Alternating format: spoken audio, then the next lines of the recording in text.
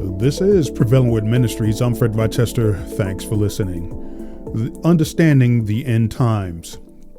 I believe that the believers today need to have a comprehensive understanding, or rather a basic understanding of the end times. It's very important that believers know pretty much the basics of how the end times will come about. And we are living in the last days, and the last days started at the ministry of the Lord Jesus. That's confirmed in the book of Hebrews chapter 1 and verse 1. So we'll tap into that at another time, but I want to start with the very basics. I believe that if we were to lay down the very basics of how it all began and how it will lead up to the final consummation, if you will, we can have a good understanding and have a great appreciation for what the Lord did for us on the cross over 2,000 years ago. So let's dig right into the book of Daniel. The book of Daniel is where I want to start. And when we read the book of Daniel, we will begin to see how this all unfolds. Here in the book of Daniel, chapter 2, beginning at verse 1, now in the second year of Nebuchadnezzar's reign, Nebuchadnezzar had dreams, and his spirit was so troubled that his sleep left him. Then the king gave the command to call the magicians, the astrologers, the sorcerers, and the Chaldeans to tell the king his dreams. So they came and stood before the king. And the king said to them, I have had a dream, and my spirit is anxious to know the dream. The Chaldeans spoke to the king in Aramaic, O king, live forever. Tell your servants the dream, and we will give the interpretation. In other words, what the magicians, astrologers, and so forth want to be able to do is to be able to give the king any old kind of interpretation. But the king did a fast one. He pulled a fast one on them. And by saying this, he said, the king answered and said to the Chaldeans, my decision is firm. If you do not make known the dream to me and its interpretation, you shall be cut in pieces, and your house and your houses shall be made an ash heap. However, if you tell the dream and its interpretation, you shall receive from me gifts, rewards, and a great honor. Therefore tell me the dream and its interpretation.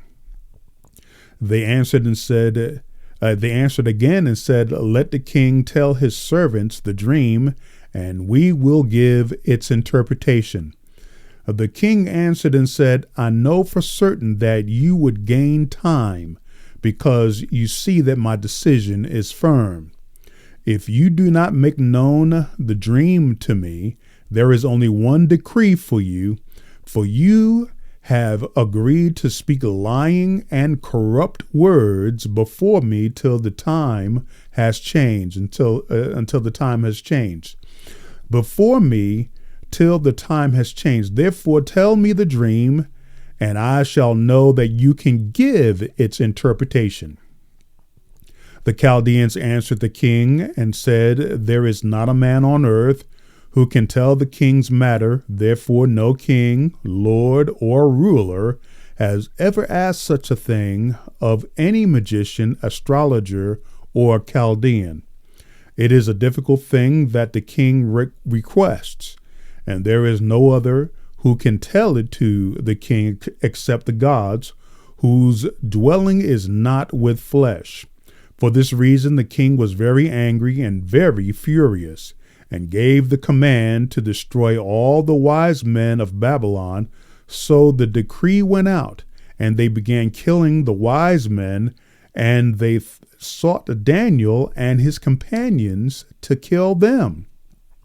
Now, something that I want to point out, just in terms of a reference here in the book of Ecclesiastes chapter 8, beginning at verse 1, because there is a reference that is very important that is misconstrued in many circles. So beginning in Ecclesiastes chapter 8, verse 1, this is about the king on a side issue. Who is like a wise man, and who knows the interpretation of a thing?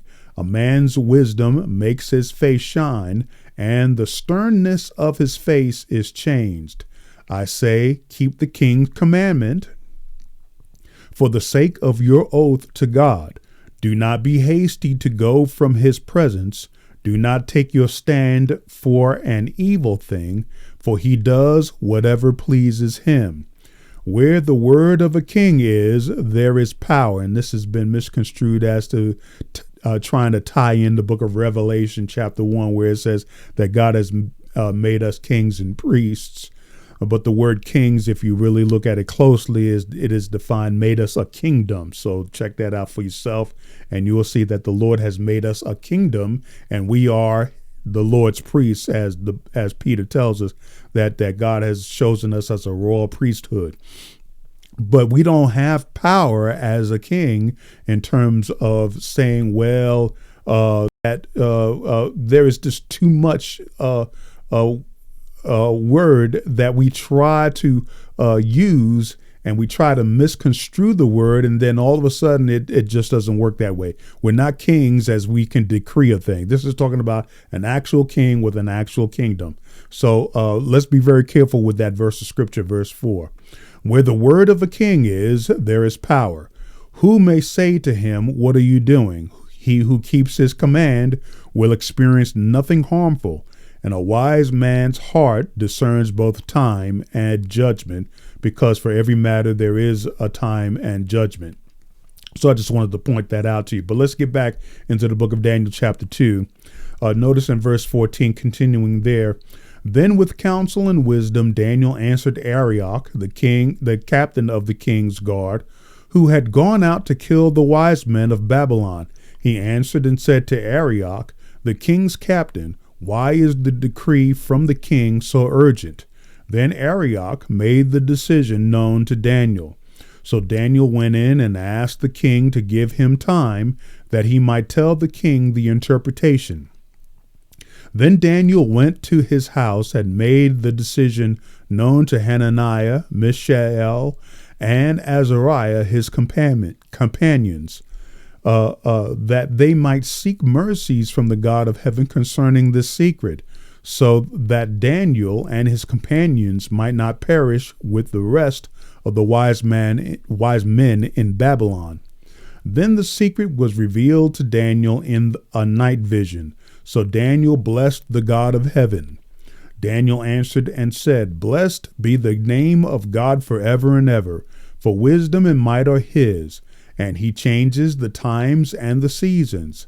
He removes kings and raises up kings. He gives wisdom to the wise and knowledge to those who have understanding. He reveals deep and secret things. He knows what is in the darkness, and light dwells with him. I thank you and praise you, O God of my fathers. You have given me wisdom and might, and have now made known to me what we ask of you. For you have made known to us the king's demand.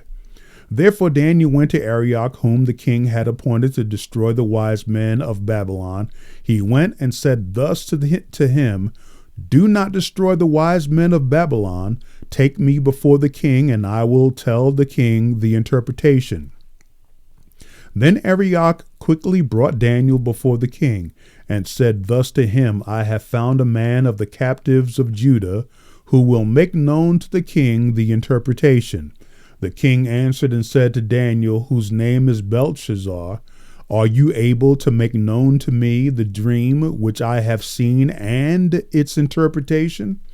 Daniel answered in the presence of the king and said, the secret which the king has demanded, the wise men, the astrologers, the magicians, and the soothsayers cannot declare to the king. In other words, they don't know, because God didn't show it to them. God showed it to me. But there is a God in heaven who reveals secrets, not like the way that it should have been read, but there is God in heaven who reveals secrets. And he has made known to King Nebuchadnezzar what will be in the latter days. Your dream and the visions of your head upon your bed were these. As for you, O king, thoughts came to your mind while on your bed about what would come to pass after this. And he who reveals secrets has made known to you what will be. But as for me, this secret has not been revealed to me because I have more wisdom than anyone living. Daniel is humbling himself. But for our sakes, who make known the interpretation to the king, and that you may know the thoughts of your heart. You, O king, were watching, and behold, a great image. This great image, whose splendor was excellent, stood before you, and its form was awesome. This image's head was of fine gold, its chest and arms of silver, its belly and thighs of bronze, its legs of iron, its feet partly of iron and partly of clay. You watched while a stone was cut out without hands, which struck the image on its feet of iron and clay and broke them in pieces. Then the iron, the clay, the bronze, the silver, and the gold were crushed together and became like chaff from the summer threshing floors. The wind carried them away so that no trace of them was found. And the stone that struck the image became great. The stone that struck the image became a great mountain and filled the whole earth. This is the dream. Now we will tell the interpretation of it before the king. So the Lord revealed to Daniel what the dream was. Now Daniel is going to give the interpretation of the dream, just as Nebuchadnezzar commanded. For you, O king, are a king of kings. For the God of heaven has given you a kingdom, power, strength, and glory. And wherever the children of men dwell, or the beasts of the field and the birds of the heaven, he has given them into your hand, and has made you ruler over them all. You are this head of gold, but after you shall rise another kingdom inferior to yours, then another, a third kingdom of bronze, which shall rule over all the earth. And the fourth kingdom shall be as strong as iron, inasmuch as iron breaks in pieces and shatters everything. And like iron that crushes, that kingdom will break in pieces and crush all the others. Whereas you saw the feet and toes partly of potter's clay and partly of iron, the kingdom shall be divided, yet the strength of the iron shall be in it, just as you saw the iron mixed with ceramic clay. And as the toes of the feet were partly of iron and partly of clay, so the kingdom shall be partly strong and partly fragile. As you saw iron mixed with ceramic clay, they will mingle with the seed of men, but they will not adhere to one another, just as iron does not mix with clay. And that's basic science right there for you. And in the days of these kings, the God of heaven will set up a kingdom which shall never be destroyed, and the kingdom shall not be left to another people. It shall break in pieces and consume all these kingdoms, and it shall stand forever. Inasmuch as you saw that the stone was cut out of the mountain without hands, and that it broke in pieces the iron, the bronze, the clay, the silver, and the gold, the great God has made known to the king what will come to pass after this. The dream is certain, and its interpretation is sure. So let's go through the four things that we can see from this image that Nebuchadnezzar had seen. 4 empires are to come to pass. The gold will be empire number 1 currently in Nebuchadnezzar's time. It is the Babylonian kingdom. The second thing that Nebuchadnezzar sees is silver, which was across his chest and down his arms. Excuse me. This is the Medes and the Persians. The third kingdom would be the Grecian Empire, which is bronze. And then the fourth kingdom would be that of iron, which is the Romans.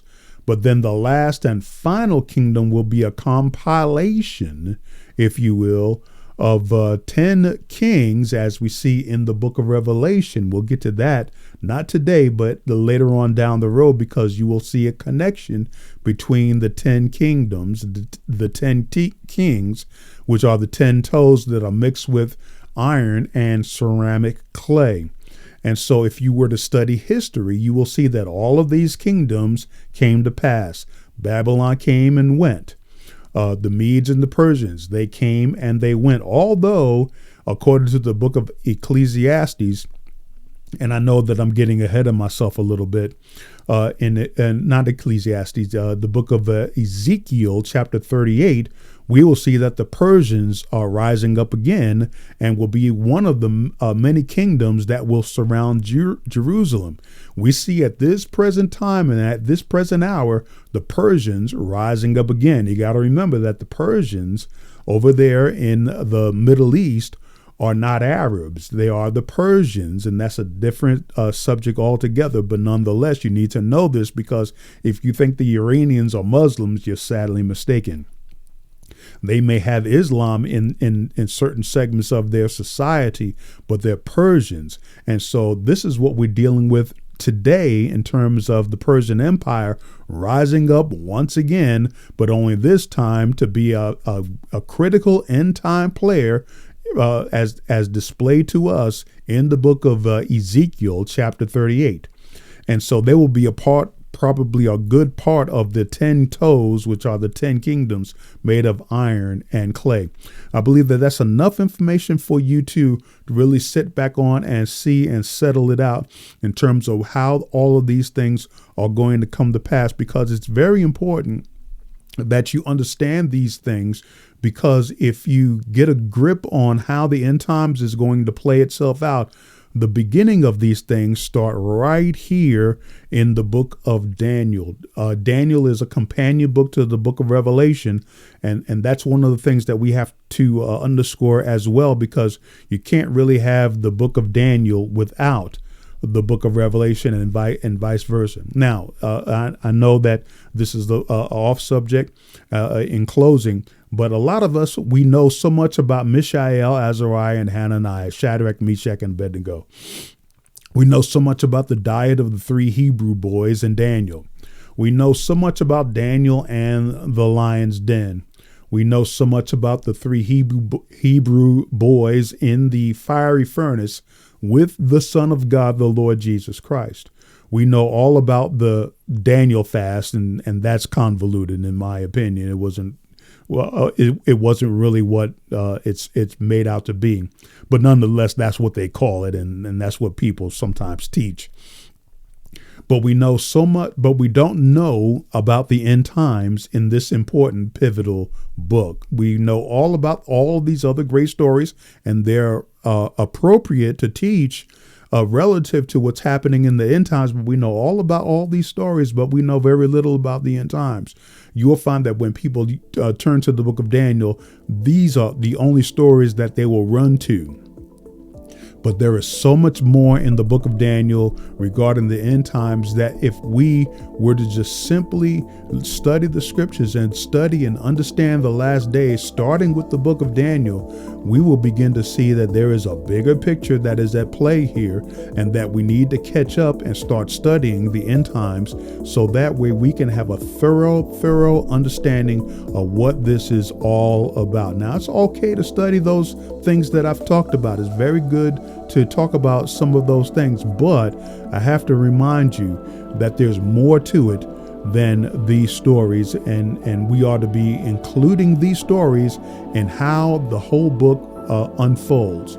So please take the time to study the book of Daniel. There's more to it than these great stories that are appropriate in these end times, so that way we can have an understanding about what the end times is all about. You've been listening to Prevailing Word Ministries. I'm Fred Rochester. Thanks for listening.